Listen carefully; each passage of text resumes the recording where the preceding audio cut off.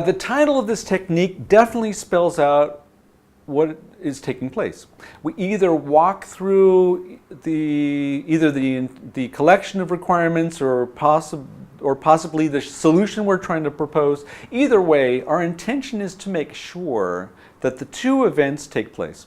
The first one has everything to do with fostering understanding. If we're not able to communicate our findings, our viewpoints, or even a description of the current situation, we are not optimally performing our duties as business analysts.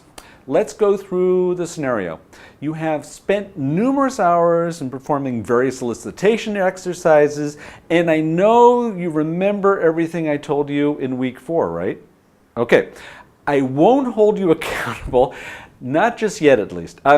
So we have performed the elicitation, formed our findings into requirements, we've categorized them, and feel that they are complete.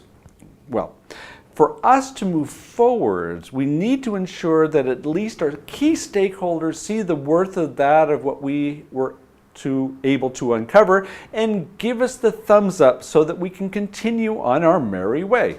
This exercise might even be a tad more important when we think about ensuring that our proposed solution has the backing it deserves.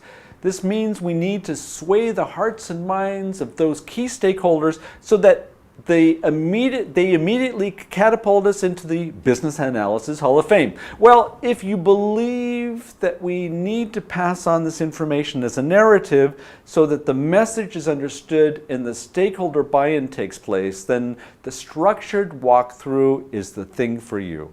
We progress through the various elements that need to be covered, and we do our best to make sure that the message is compelling. That being said, we need to make sure at the same time that the stakeholders are given an opportunity to voice their concerns. Otherwise, no validation of your findings will take place, and you can hardly blame them. This also includes making sure that all the participants are given exposure in advance to what you plan to cover, because after all, surprises don't work in your favor here.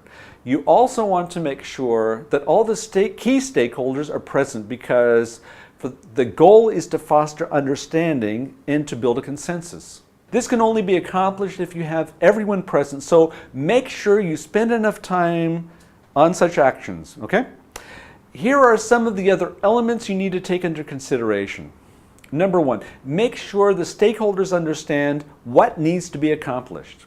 Number 2, ensure the objectives are covered. Number 3, all background information has to be clear to all. Number 4, make sure you cover all aspects of what you are covering.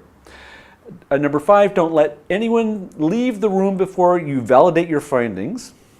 Number 6, make sure they understand they just gave you the okay to proceed. Otherwise, they will hold it against you for an eternity. Number 7, make sure you have this all in writing. If you don't do this, you will regret this as long as you live.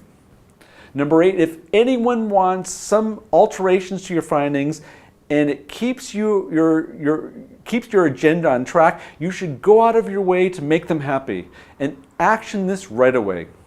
Depending on the setup of your organization, you might not have the luxury to bring everyone together as described. Don't be deterred. I'm sure you will find a way to get your findings validated.